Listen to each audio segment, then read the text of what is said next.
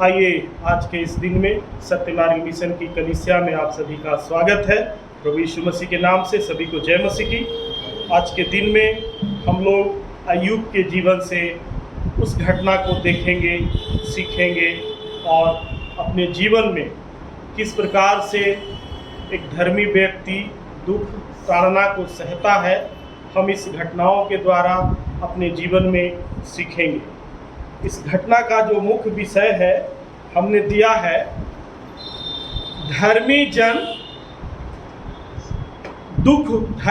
को दुख होगा, धर्मी जन को दुख होगा। तो अय्यूब एक अध्याय इस समय हम लोग पढ़ेंगे। आइए हम परमेश्वर के वचन को पढ़े जाने के आदर में खड़े हो जाएंगे और इसको पढ़ेंगे। उस देश में अय्यूब नामक एक पुरुष था। वह खरा और सीधा था और परमेश्वर का भय मानता और बुराई से दूर रहता था। उसके 7 बेटे और 3 बेटियां उत्पन्न हुई। शायद पंखा बंद कर दीजिए। उसके 7,000 भेड़ बकरियां, 3,000 ऊंट, 500 जोड़ी बैल और 500 गदहियां और बहुत से दास दासियां थी। वरन उसके पास इतनी संपत्ति थी कि पूर्वी देश के लोगों में वह सबसे बड़ा था। उसके बेटे बारी बारी से एक दूसरे के घर में खाने पीने को जाया करते थे और अपनी तीनों बहनों को अपने संग खाने पीने के लिए बुलावा भेजते थे। जब जब भोज के दिन पूरे हो जाते तब तब अय्यूब उन्हें बुलवाकर पवित्र करता और बड़े भोर को उठकर उनकी गिनती के अनुसार होम बलि चढ़ाता, क्योंकि अय्यूब सोचता था कदाचित मेरे लड़कों ने पाप करके परमेश्वर को छोड़ दिया हो। इसी रीति अय्यूब सदैव किया करता था। एक दिन यहोवा परमेश्वर के पुत्र उसके सामने उपस्थित हुए और उनके बीच शैतान भी आया। यहोवा ने शैतान से पूछा, तू कहाँ से आता है? शैतान ने यहोवा को उत्तर दिया, पृथ्वी पर इधर उधर घूमते फिरते और डोलते डालते आया हूँ। यहोवा ने शैतान से पूछा, क्या तूने मेरे दास अय्यूब पर ध्यान दिया है? क्योंकि उसके तुल्य खरा और सीधा और मेरा भय मानने वाला और बुराई से दूर रहने वाला मनुष्य और कोई नहीं है। शैतान ने यहोवा को उत्तर दिया, क्या अय्यूब परमेश्वर का भय बिना लाभ के मानता है? क्या तूने उसको और उसके घर की और जो कुछ उसका है उसके चारों ओर बाड़ा नहीं बांधा? तूने तो उसके काम पर आशीष दी है और उसकी सम्मति देश भर में फैल गई है। परंतु अब अपना हाथ बढ़ाकर जो कुछ उसका है उसे छू, तब वह तेरे मुंह पर तेरी निंदा करेगा। यहोवा ने शैतान से कहा, सुन, जो कुछ उसका है वह सब तेरे हाथ में है, केवल उसके शरीर पर हाथ न लगाना। तब शैतान यहोवा के सामने से चला गया। एक दिन अय्यूब के बेटे बेटियां बड़े भाई के घर में खा रहे और दाखमुख पी रहे थे। तब एक दूत अय्यूब के पास आकर कहने लगा, हम तो बैलों से हल जोत रहे थे और गदहियां उनके पास चर रही थी कि सभा के लोग धावा करके उनको ले गए और तलवार से तेरे सेवकों को मार डाला, और मैं ही अकेला बचकर तुझे समाचार देने को आया हूँ। वह अभी यह कह ही रहा था कि दूसरी भी आकर कहने लगा, परमेश्वर की आग आकाश से गिरी और उससे भेड़ बकरियां और सेवक जलकर भस्म हो गए, और मैं ही अकेला बचकर तुझे समाचार देने को आया हूँ। वह अभी यह कह ही रहा था कि एक और भी आकर कहने लगा, कसदी लोग 3 दल बांधकर ऊंटों पर धावा करके उन्हें ले गए और तलवार से तेरे सेवकों को मार डाला, और मैं ही अकेला बचकर तुझे समाचार देने को आया हूँ। वह अभी यह कह ही रहा था कि एक और भी आकर कहने लगा, तेरे बेटे बेटियां बड़े भाई के घर में खाते और दाख मुख पीते कि जंगल की ओर से बड़ी प्रचंड वायु चली और घर के चारों कोनों को ऐसा झोंका मारा कि वह जवानों पर गिर पड़ा और वे मर गए, और मैं ही अकेला बचकर तुझे समाचार देने को आया हूँ।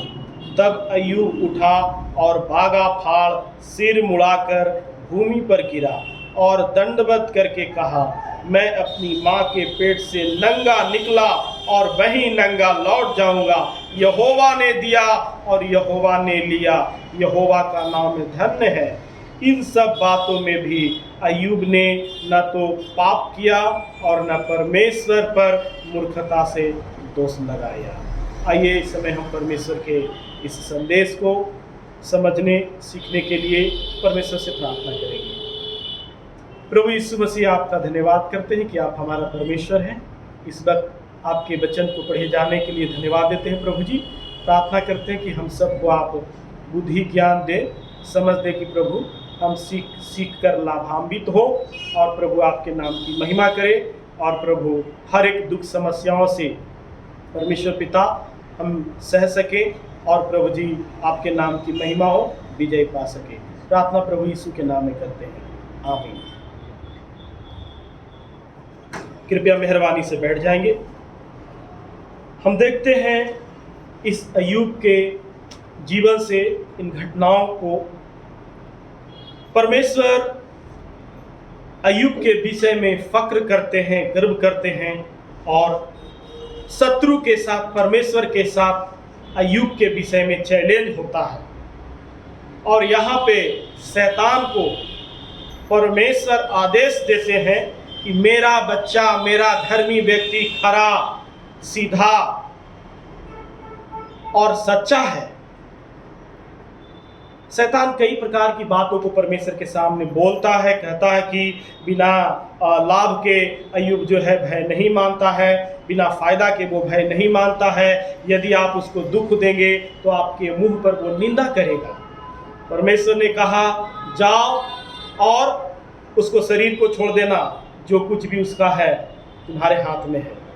और वहाँ से हम देखते हैं कि शैतान जाता है, लगातार एक विपत्ति के बाद दूसरा विपत्ति, तीसरा विपत्ति, चौथा विपत्ति अय्यूब के जीवन के ऊपर आता है।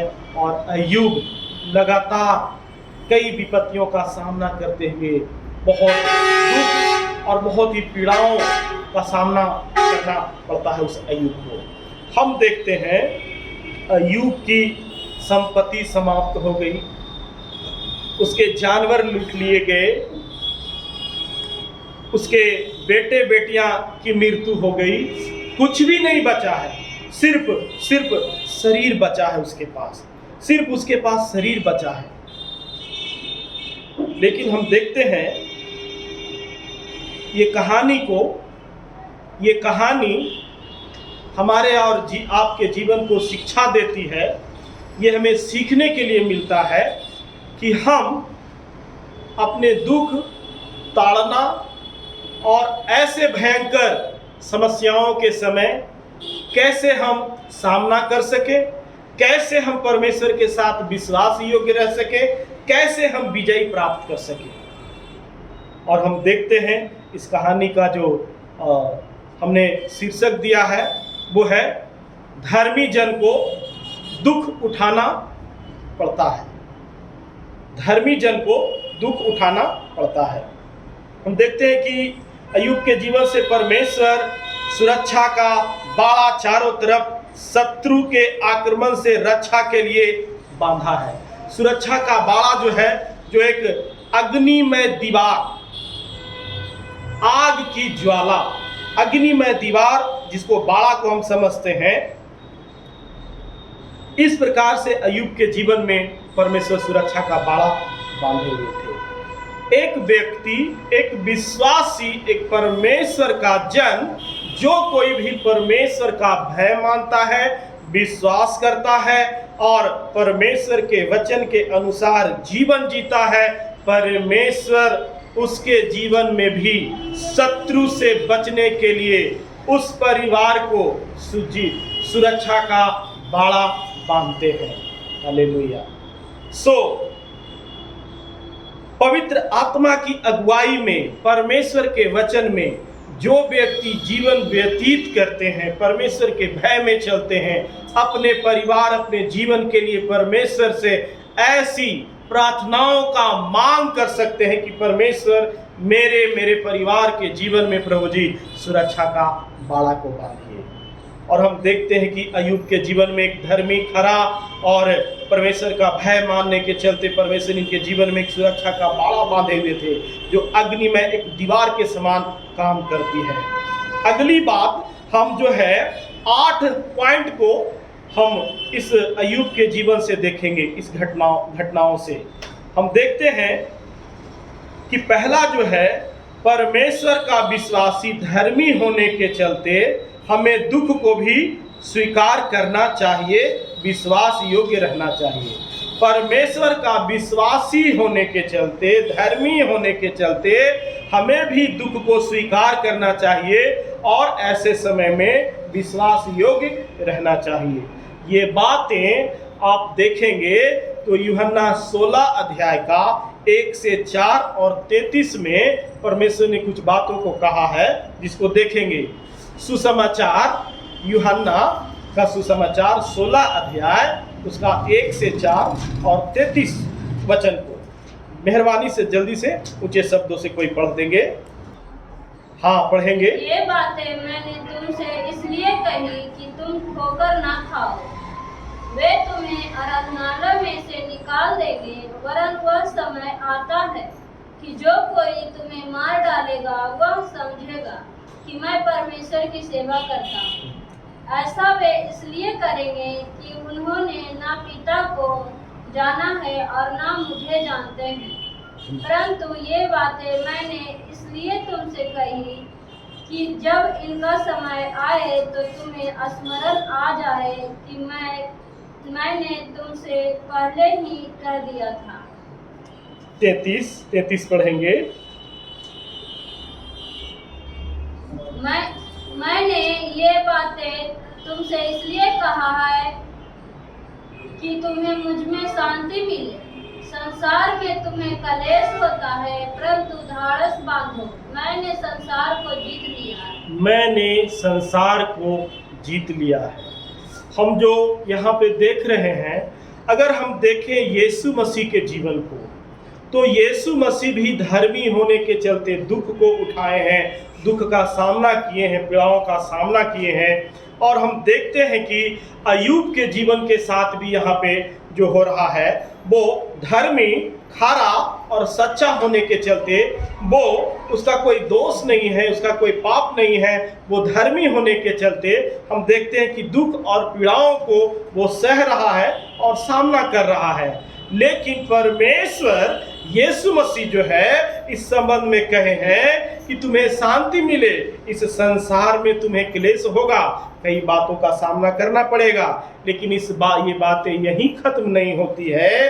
आगे कहता है कि तुम याद रखना, मैंने संसार को जीत लिया है। तुम याद रखना, यीशु मसीह ने संसार को जीत लिया है। अगली दूसरी बात जो हम इसमें पाते हैं वो है, हमें हमेशा अपने आप को परमेश्वर के अनुग्रह, शक्ति और संतापना पर अपने आप को छोड़ देना चाहिए। हमें हमेशा अपने आप को परमेश्वर के अनुग्रह, शक्ति और संतापना पर अपने आप को छोड़ देना चाहिए। मेरे साथ निकालेंगे 1 कुरिन्थियों 10 का 13 और इब्रानियों 7 का 25।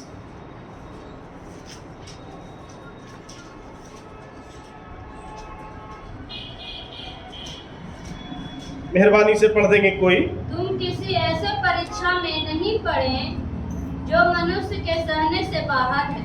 परमेश्वर सच्चा है और वह तुम्हें सामर्थ से बाहर परीक्षा में पौलुस इस बात की पुष्टि करता है कि एक धर्मी जन, एक विश्वास योग्य व्यक्ति ऐसे परिस्थितियों का सामना नहीं करना पड़ा है, तुम्हें ऐसे परीक्षा का सामना नहीं करना पड़ा है कि तुम्हारा सहने से बाहर हो, और परमेश्वर है जो तुम्हें उस परीक्षा से निकालेगा भी, निकास भी करेगा और तुम सह सको, ऐसा तुम्हें सामर्थ प्रदान करेगा।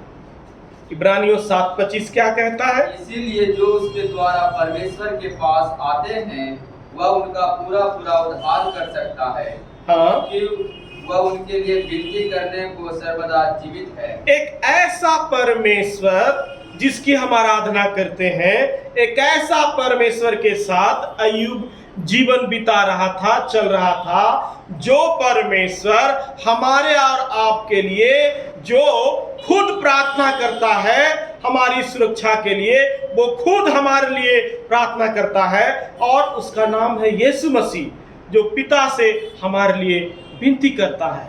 वो कहता है कि हमारे लिए वो विनती करता है, हमारी सुरक्षा के लिए वो हमारे लिए प्रार्थना करता है।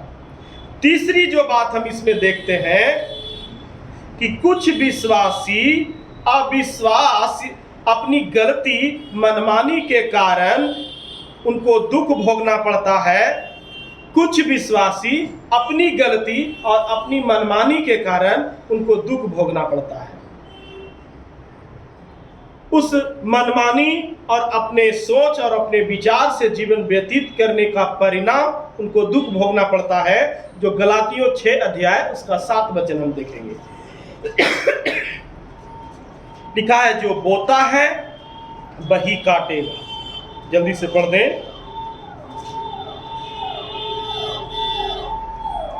धोखा ना खाओ, धोखा न खाओ, परमेश्वर ठट्ठों में नहीं उड़ाया जाता। हाँ, क्योंकि मनुष्य जो कुछ बोता है वही वही काटेगा। कैसे? कभी कभी हमारे जीवन में हम विश्वास करते हुए भी बहुत बड़ी पीड़ाओं और दुख और परिस्थितियों का सामना करना पड़ता है। कुछ परिस्थितियां हमारे जीवन की भलाई के लिए होती है, कुछ परिस्थितियां हमारे गलती मनमानी करने का परिणाम भुगतना पड़ता है, और ऐसे समय में भी हमको उस परमेश्वर के साथ विश्वास योग्य रहने की जरूरत है। हम उदाहरण के लिए देखें तो यहाँ पे गलातियों की कलीसिया को लिखा गया है कि इंसान जो बोता है वही काटता है। हम समय का सही उपयोग नहीं करते हैं, हम परमेश्वर के वचन को नहीं पढ़ते हैं, हम परमेश्वर के लिए जो नियम कानून है उसको नहीं मानते हैं, और फुल का फुल 100% हम परमेश्वर की आशीष को प्राप्त करना चाहते हैं। 100% आशीष प्राप्त करने के लिए 100% उस पर जीवित परमेश्वर को, नियम कानून को मानना अति आवश्यक है।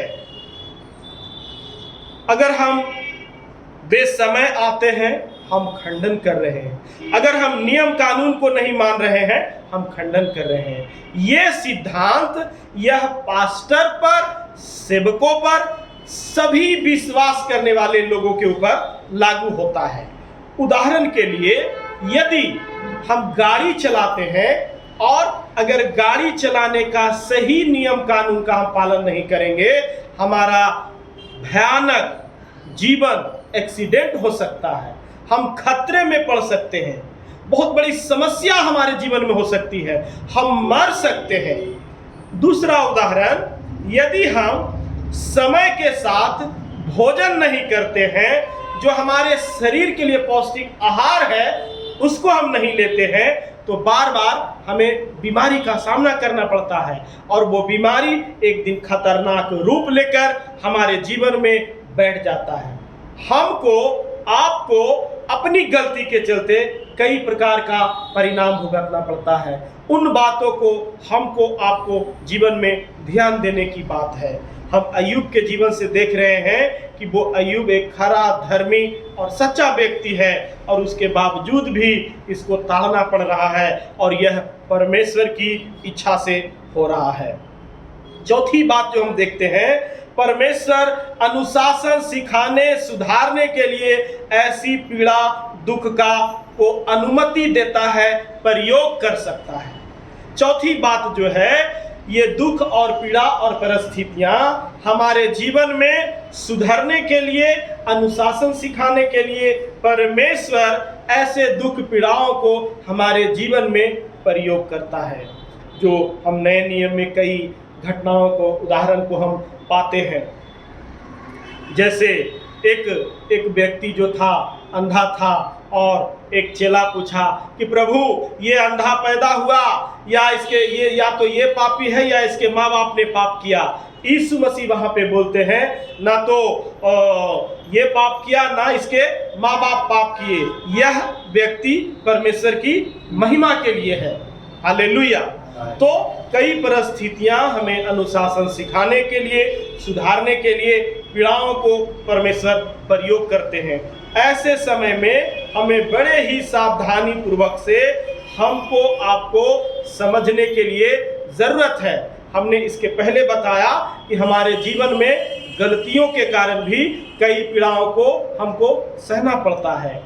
हम देखते हैं मूसा की घटना को जब हम देखते हैं तो मूसा का बहन जो थी मरियम जो थी मूसा के ऊपर दोष लगाती है। परमेश्वर का एक अच्छा धर्मी और मित्र के समान मूसा व्यक्ति के ऊपर दोष लगाती है और हम देखते हैं कि मरियम का सारा शरीर कोढ़ से भर जाता है। ये बातें आप गिनती निकाल लें 12 अध्याय और उसको पढ़ दें। गिनती 12 अध्याय 10 से लेकर 14 तक क्या हुआ है वहां पर, जल्द से कोई जन पढ़ दे। तब वह बादल तंबू के ऊपर से उठ गया और मरियम कोढ़ से हिम के समान श्वेत हो गई। और हारून ने मरियम की ओर दृष्टि की और देखा कि वह कोढ़ीन हो गई है। तब हारून मूसा से कहने लगा, हे मेरे प्रभु, हम दोनों ने जो मूर्खता की वरन पाप भी किया, यह पाप हम पर न लगने दे और मरियम को उस मरे हुए के समान न रहने दे, जिसकी देह अपनी माँ के पेट से निकलते ही अधलंगी हो। अतः मूसा ने यह कहकर यहोवा की दुहाई दी, हे ईश्वर, कृपा कर और उसको चंगा कर। यहोवा ने मूसा से कहा, यदि उसका पिता उसके मुंह पर थूका ही होता तो क्या 7 दिन तक वह लज्जित न रहती? इसलिए वह 7 दिन तक छावनी से बाहर बंद रहे, उसके बाद वह फिर भीतर आने पाए। क्या परिणाम हुआ? आप ऊपर पढ़ेंगे तो यहाँ पे है कि मरियम ने कहा कि क्या सिर्फ मूसा से ही परमेश्वर बात करता है, मूसा को ही दर्शन देता है, हमको नहीं दर्शन देगा। एक दोष भावना के समान मूसा के ऊपर कुड़कुड़ाया और हम देखते हैं कि मरियम को शरीर पूरा कोढ़ से भर गया। आगे हारून प्रार्थना करता है, मूसा प्रार्थना करता है और परमेश्वर कहते हैं कि ये 7 दिन तक छावनी से बाहर रहे, जहां पे परमेश्वर की उपस्थिति है वहां पे वो ना आए। और इसका परिणाम उसको दुख भोगना पड़ता है। बाद में परमेश्वर उसको चंगा भी करते हैं। तो कई परिस्थितियां हमारे गलती के कारण आती है, कई ताड़ना, कई परिस्थितियां परमेश्वर हमें अनुशासन सिखाने के लिए, नियम कानून को सिखाने के लिए प्रयोग करते हैं। हालेलुया। 5वां जो बात है, हम देखते हैं कि हम बुद्धि से चले, वचन के अनुसार चले, उन सब से बचें जो हमें परमेश्वर की सुरक्षा से अलग और दूर करता है। 5वां जो बात है, हम बुद्धि से चले, वचन के अनुसार चले, उन सब से बचें जो हमें परमेश्वर की सुरक्षा से अलग और दूर ले जाती है। 6ठा बात, हम परमेश्वर से प्रार्थना करें कि पाप की शक्ति पर अपनी विजय को दे, प्रकाशन मांगे, समझ मांगे। 6वां बात है, हम परमेश्वर से प्रार्थना करें कि पाप की शक्ति पर अपनी विजय को दे, प्रकाशन मांगे और समझ मांगे। ऐसे पीड़ाओं के समय में, ऐसे दर्द और दुख के समय में, ऐसी परिस्थितियों के समय में हमें अय्यूब के समान विश्वास योग्य और प्रार्थना करते रहना चाहिए, धन्यवाद करते रहना चाहिए, प्रशंसा करते रहना चाहिए। हम देखते हैं कि अय्यूब के जीवन में बिल्कुल अंधेरा हो गया है। वो बिल्कुल ऊब करके कुछ भी परमेश्वर को बोल सकता था, लेकिन ऐसे समय में धीरज धरना, हम देखते हैं प्रशंसा करना, आराधना करना वो नहीं छोड़ा। हमारे और आपके जीवन को ये अय्यूब के जीवन से जो मुख्य बातें हैं, जो परमेश्वर हमको प्रकाशन देते हैं, सिखाते हैं कि तमाम परिस्थितियों और विपत्तियों के बीच में भी अय्यूब के समान प्रार्थना और परमेश्वर की प्रशंसा करती रहनी चाहिए, क्योंकि हमारी आशा उस परमेश्वर में है। वो परमेश्वर ही हमारे परिस्थितियों को बदलेगा, हमें दुख दर्द से निकालेगा और हमारे लिए विजय देगा और हमें छुड़ाएगा और हमें चंगा करेगा। 7वां बात, भयानक ताड़ना और त्रासदी में भी अय्यूब प्रार्थना आराधना जारी रखा, खुलकर अपनी भावनाओं को प्रकट करता है। हमको और आपको उस अय्यूब के जीवन से ये समझने की जरूरत है, अंधेरे जीवन में भी वो परमेश्वर को ढूंढना, परमेश्वर को प्रशंसा करना, परमेश्वर के साथ संगति रहना नहीं छोड़ा। हम उसकी घटनाओं को देखते हैं तो सब कुछ उसका खत्म हो गया है। एक पत्नी बची है जो वो भी उसको छोड़ करके चली जाती है और वो भी जो है कहती है कि अब तुम्हारे पास कुछ बचा नहीं है और तुम्हारा जो कुछ भी था सब समाप्त हो गया, अब शरीर भी जो है गल गया है, परमेश्वर को तुम छोड़ दे।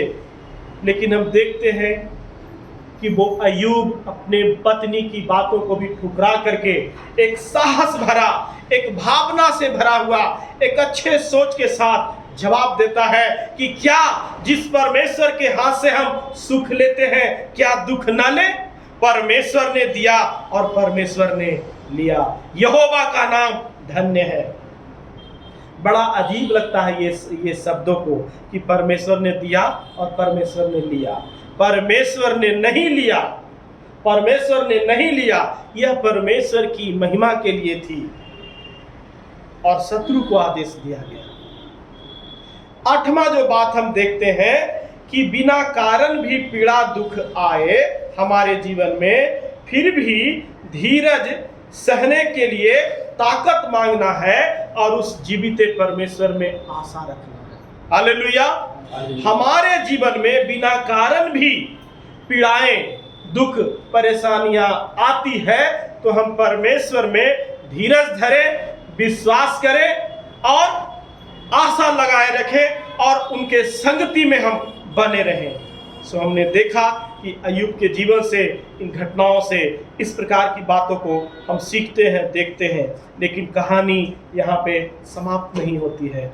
आप अय्यूब लास्ट जाएंगे, आप अय्यूब की घटनाओं में मेरे साथ निकालेंगे। अय्यूब 42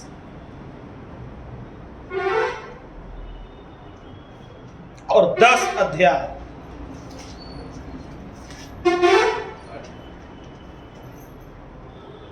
10 से लेकर के 14 तक पढ़ेंगे।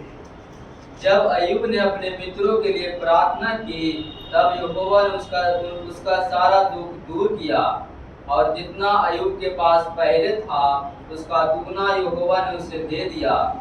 तब उसके सब भाई और सब बहनें और जितने पहले उसको जानते पहचानते थे उन सबों ने आकर उसके यहाँ उसके संग भोजन किया और जितनी विपत्ति यहोवा ने उस पर डाली थी उस सब के विषय उन्होंने विलाप किया और उसे शांति दी और उसे एक एक सिक्का और सोने की एक एक बाली दी। यहोवा ने अय्यूब के बाद के दिनों में उसके पहले के दिनों से अधिक आशीष दी और उसके 14,000 भेड़ बकरियां, 6,000 ऊँट, 1,000 जोड़ी बैल और 1,000 गदरिया हो गई। उसके 7 बेटे और 3 बेटियां भी उत्पन्न हुई। इनमें से बस हम देखते हैं कि कहानी यहाँ समाप्त नहीं होती है। अय्यूब परमेश्वर के साथ ऐसे अंधेरे दुख में, ऐसे त्रासदी के समय में विश्वास योग्य रहा, परमेश्वर की प्रशंसा करते रहा, परमेश्वर की महिमा करते रहा और कुछ भी मुंह से परमेश्वर के ऊपर दोष नहीं लगाया। और लिखा है कि वो मित्रों के लिए प्रार्थना किया। हम देखते हैं वो यहोवा परमेश्वर ने उसके जीवन में फिर से वो दुगना बहार को ला दिया। उसकी पत्नी जो छोड़कर चली गई थी उसके जरिए से फिर उनके बच्चे उत्पन्न हुए और उसकी संपत्ति 2 गुना हो गई। इस प्रकार से हम देखते हैं कि अय्यूब के जीवन में परमेश्वर ने ढेर सारी आशीषों को दिया। हम और आप परमेश्वर के विश्वास योग्य भय रहने के चलते हमारे भी जीवन में जो दुख परिस्थितियां इन दिनों में हम सामना कर रहे हैं, ताड़ना का सामना कर रहे हैं, दुख का सामना कर रहे हैं, सताव का सामना कर रहे हैं, परमेश्वर के साथ हर संभव प्रयास करें विश्वास योग्य बने रहने के लिए, संगति करने के लिए, वचन के साथ चलने के लिए, ताकि परमेश्वर की आशीष हमारे जीवन में बनी रहे और हम बढ़ते चले जाएं। चाहे महामारी आ जाए, चाहे बाढ़ आ जाए, चाहे तूफान आ जाए, परमेश्वर ही हमारा रक्षक है। वो परमेश्वर ही हमें संभाल के रख सकता है। परमेश्वर पिता को बहुत धन्यवाद। तो चलते रहे सत्य की ओर और बढ़ते रहे सत्य की ओर। आइए हम धन्यवाद की प्रार्थना करें इन वचनों के लिए। पिता परमेश्वर, बहुत धन्यवाद इस संदेश के लिए प्रभु, जो आपने हमें प्रकाशन के रूप में दिया। जितने भी लोग प्रभु जी वचन को सुने हैं और देख रहे हैं, प्रभु जी हमारी प्रार्थना है अपने जीवन में आशीषित हो और अय्यूब के समान प्रभु जी एक जीवन बिताने वाला व्यक्ति को बनाएं, धीरज धरने वाला, सहने वाला प्रभु जी ओ पिता आप व्यक्ति बनाएं, आशा रखने वाला व्यक्ति बनाएं। आपसे हमारी प्रार्थना है पिता, सबको आपके हाथ में सौंपते हुए यीशु मसीह के नाम से प्रार्थना करते हैं, आमीन। सबको जय मसीह की परमेश्वर आशीष दे।